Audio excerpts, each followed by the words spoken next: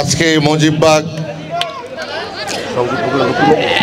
যে ক্রিকেট টুর্নামেন্টের বিজয়ী দলকে এবং রানার্স আপ দলকে উভয়কে আমি শুভেচ্ছা জানাচ্ছি, সেই সাথে ধন্যবাদ জানাচ্ছি।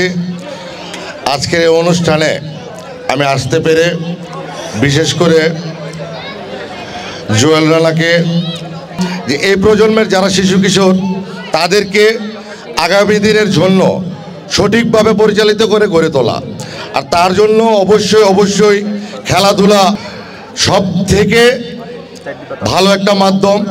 খেলাধুলা যদি নিয়মিত থাকে, যে এলাকায় খেলাধুলা নিয়মিত থাকবে সেই এলাকায় যে সোশ্যাল মিডিয়া বা ভার্চুয়াল জগতে যে সাইড এফেক্টটা আপনারা জানেন, সবচেয়ে বেশি এফেক্ট করছে শিশু কিশোরদের উপর।